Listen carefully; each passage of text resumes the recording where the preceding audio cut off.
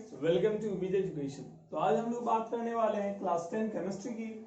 और आज हमारा टॉपिक है इक्वेशंस को कैसे इंफॉर्मेटिव बना दिया जाए। ठीक है, सबसे पहले कुछ बातें हम लोग समझेंगे कि हमारे पास जो केमिकल इक्वेशन होते हैं उससे कुछ लिमिटेशन है, उसके कुछ खामियां, समझ रहे। इसलिए हमारा जो टॉपिक है वो दो टॉपिक यहाँ पर कवर अप कर देंगे हम लोग। सबसे पहले लिमिटेशन ऑफ केमिकल इक्वेशन। कोई केमिकल इक्वेशन है तो उसमें क्या क्या खामियां है, वो क्या क्या चीज को एक्सप्रेस नहीं कर पाता है या फिर क्या क्या चीज को वो नहीं बता पाता है, तो इसके बारे में हम लोग डील करेंगे। ठीक है, तो देखिए कुछ पॉइंट्स को यहाँ पर जो कि आपके काफी इंपॉर्टेंट है, समझिएगा। सबसे पहला क्या होता है कि नेसेसरी कंडीशंस को बता नहीं पाता है इक्वेशन। नेसेसरी कंडीशन कि किस कंडीशन पे रिएक्शन होगा। सपोज आपका एक रिएक्शन है N2 प्लस H2 बना है NH3, तो ये एक इक्वेशन है, एक रिएक्शन है, हैवस प्रोसेस कहते हैं इसको। और इस प्रोसेस में अमोनिया का मैन्युफैक्चरेशन होता है। ठीक है, मैन्युफैक्चर किया जाता है अमोनिया को। बट इस रिएक्शन को होने के लिए कुछ कंडीशन चाहिए, मे बी प्रेशर, कुछ फिक्स प्रेशर चाहिए या फिक्स टेम्परेचर चाहिए। बट वो टेम्परेचर या आपका प्रेशर के बारे में हमको इस इक्वेशन को देखकर पता नहीं चल रहा है। अगर आपके पास नॉर्मली अगर नाइट्रोजन दे दे, हाइड्रोजन दे दे, तो क्या वो अमोनिया बन जाएगा? नहीं, उसके लिए कुछ और कंडीशन चाहिए जो कि ये इक्वेशन बता नहीं पा रहा है। जैसे आप एग्जांपल, अगर आपको बॉइल्ड राइस बनाना है तो उस राइस को बनाने के लिए रा राइस और वाटर मिला दे, बन जाएगा क्या? नहीं, आपको उसको बनाने के लिए हीट को सप्लाई करना पड़ता है। तो सबसे पहली बात है, नेसेसरी कंडीशन को ये बता नहीं पाता है। जैसे नेसेसरी कंडीशन क्या हो गया, टेम्परेचर हो गया, और क्या हो जाता है, प्रेशर हो गया। ठीक है, कैटलिस्ट हो गया। ठीक है, कैटलिस्ट वगैरह हो सकता है। जैसे आपको कभी कभी क्या होता है, रिएक्शन को फास्ट करने के लिए, रेट ऑफ रिएक्शन को जनरली इंक्रीज करने के लिए कि वो रिएक्शन जल्दी से जल्दी अकर हो जाए, इसलिए एक ऐसा सब्सटेंस को इसमें ऐड किया जाता है जो कि इसके सिर्फ रेट को बढ़ाता है। किसको बढ़ाता है? सिर्फ रेट को, कि वो जल्दी से रिएक्शन अकर हो जाए। तो नेसेसरी कंडीशन को नहीं बता पाता है। दूसरा जो ये नहीं बता पाता है वो है हीट चेंज। किसके बारे में बताता है? Heat change. आप इस रिएक्शन को देख के ये नहीं बता सकते हैं ये रिएक्शन एक्सोथर्मिक है कि एंडोथर्मिक। तो ये बहुत बड़ा आपका ड्रॉबैक हो जाता है कि रिएक्शन आखिरकार कितना एक्सप्लोसिव होगा, कितना वो हजार्डस हो सकता है या फिर कितना वो नॉर्मल होगा, ये हम लोग देख के नहीं बता सकते। जैसे हाइड्रोजन को जब ऑक्सीजन के साथ रिएक्ट किया जाता है, ये H2O वाटर वेपर बनता है। लेकिन ये हाइड्रोजन हाईली कम्बस्टिबल फ्यूल है, ऑक्सीजन के प्रेजेंस में जब ये जलेगा तो ये लार्ज अमाउंट में हीट आपका प्रोड्यूस करेगा। और वो हीट इतना हो सकता है कि आप जल भी सकते हैं, आपको हार्म भी हो सकता है। तो रिएक्शन को देखकर कोई ये इंटरप्रेट नहीं कर सकता है, ये नहीं बता सकता है कि वो एक्सोथर्मिक है कि एंडोथर्मिक। चलिए, तीसरा जो बात है वो हम लोग बात कर रहे हैं कंसंट्रेशन का। आपको यहाँ जो है एक रिएक्शन मान दिया हुआ है Na प्लस HCl बना है NaCl प्लस H2। अगर ये रिएक्शन है और आपको इस रिएक्शन में ये जो एसिड है हाइड्रोक्लोरिक एसिड, ये अगर आपसे पूछा जाए ये डाइल्यूट लेना है कि कंसंट्रेटेड लेना है, तो ये आप देख के नहीं बता सकते। और अगर ये चीज अगर आपको कोई स्टूडेंट को नहीं पता है तो they should not advise to go in the laboratory, क्योंकि लैब में अगर वो जाते हैं और अगर वो कंसंट्रेटेड हाइड्रोक्लोरिक एसिड ले लेंगे और अगर उसमें मेटल को मिला दिया जाएगा जैसे सोडियम वगैरह, जो कि काफी हाईली रिएक्टिव मेटल है, तो वो रिएक्शन काफी आपके लिए क्या हो सकता है, डेंजरस हो सकता है और आपके बॉडी को भी हार्म कर सकता है। बिकॉज यहाँ जो एसिड लिया जाता है वो डाइल्यूट लिया जाता है, बट ये तो आपको इक्वेशन देखकर पता नहीं है। आपने तो अभी तक सिर्फ ये पढ़ा है कि सोडियम और हाइड्रोक्लोरिक एसिड को मिलाते हैं तो सोडियम क्लोराइड एंड हाइड्रोजन बनता है। बट एक्चुअल में आपको ये पता होना चाहिए कि इसकी कंसंट्रेशन क्या होगी, डाइल्यूट होगा कि आपका कंसंट्रेटेड होगा, ये आपको पता नहीं है। ठीक है, तो ये सब बहुत इंपॉर्टेंट आपके ड्रॉबैक्स हैं जो कि साइंटिस्ट है जो बता नहीं पाए थे उस समय, लेकिन बाद में इसको आपके एनोमलीज को, इस ड्रॉबैक्स को आपको इम्प्रोवाइज किया गया और इसको हम लोग इधर आपको डील करेंगे। ठीक है, तो पहले आपको समझ लीजिए नेसेसरी कंडीशन आपको नहीं बता पाता है, जैसे प्रेशर हो गया, टेम्परेचर हो गया, कैटलिस्ट हो गया, ये नहीं बता पाता है। हीट चेंज के बारे में नहीं बता पाता है कि ये आपका एक्सोथर्मिक होगा कि इंडोथर्मिक होगा, ये नहीं बता पाता है कि ये एक्सो होगा कि इंडो होगा। ठीक है। तीसरा हमने बात किया कि कंसंट्रेशन को भी एक्सप्रेस नहीं कर पाता है कि वो रिएक्शन जो होगा वो आपका डाइल्यूट लेना है कि कंसंट्रेटेड लेना है, ये नहीं बता पाता है। फोर्थ में फिजिकल स्टेट के बारे में नहीं बता पाता है। फिजिकल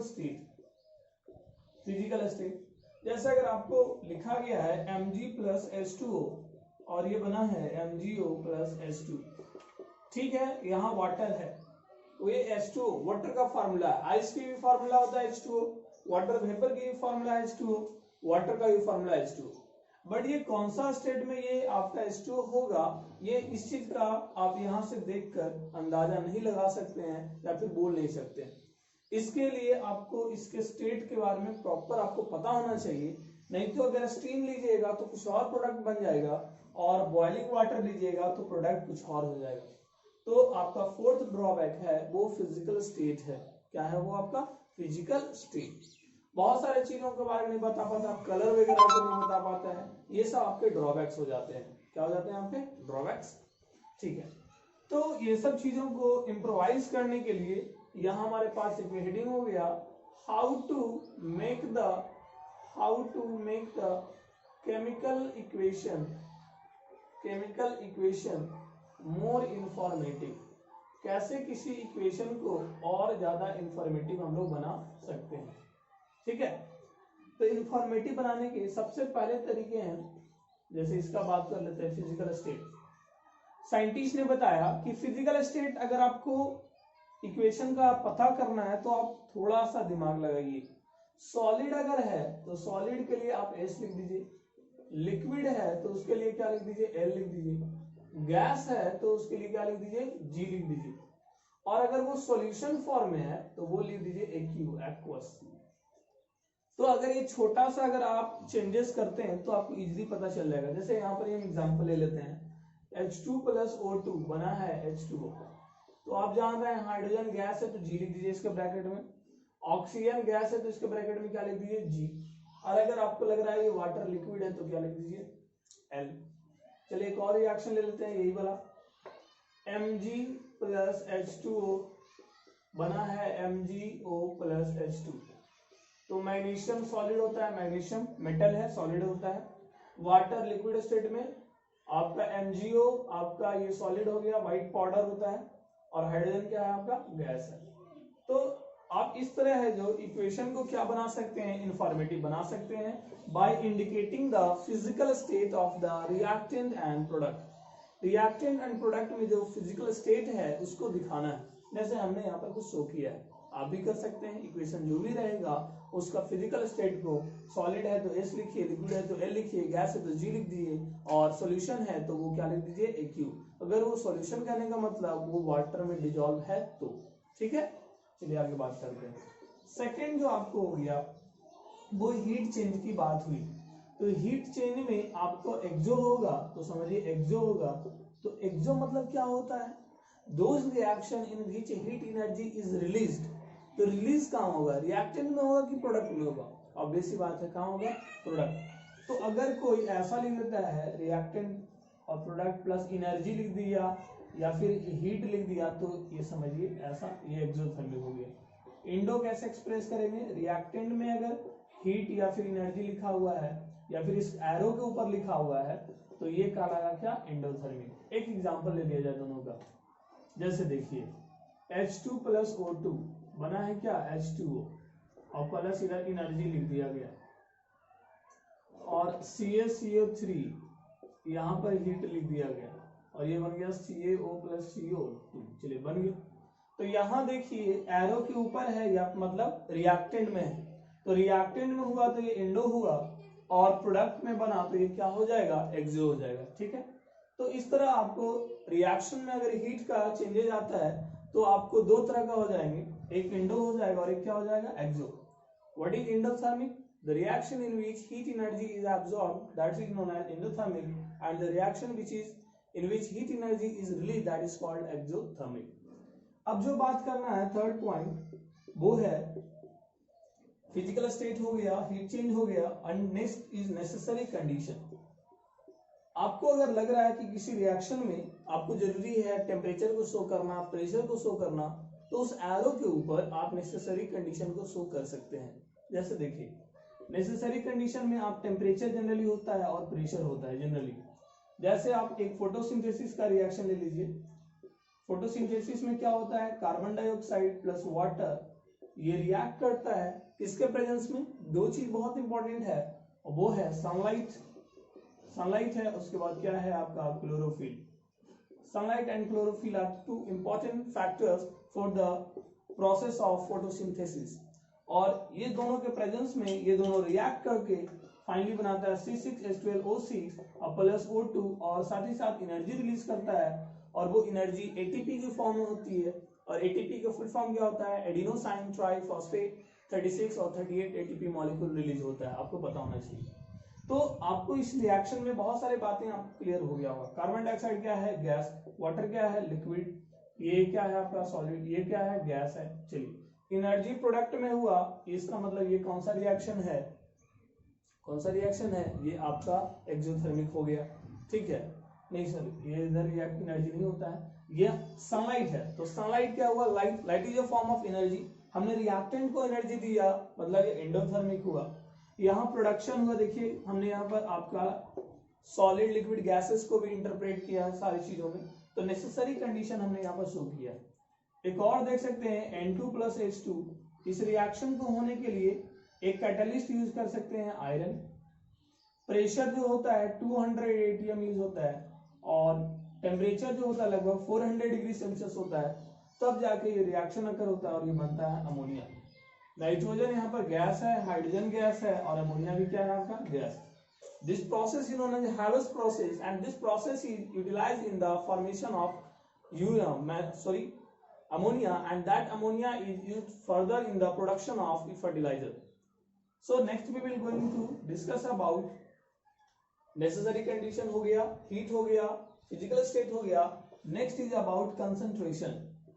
अगर आपको लग रहा है कि concentration जो है वो डाइल्यूटेड है, पतला है, मतलब कंटेंट जो है सॉलिड का वो कम है, तो आप डाइल्यूट लीजिए DIL डॉट।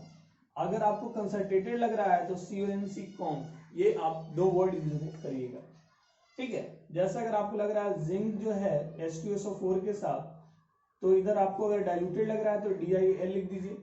और अगर यही जिंक अगर आपका सल्फ्यूरिक एसिड के साथ, ठीक है, कंसंट्रेटेड है तो कॉन्क लिख दीजिए, ठीक है।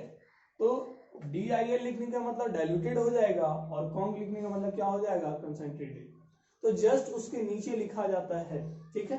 तो ये आपको इंपॉर्टेंट फैक्टर है। फिफ्थ क्या है कि अगर कोई गैस रिलीज होता है तो हम लोग गैस, पता है गैस किधर राइज करता है, ऊपर की ओर, तो we will put an upward sign.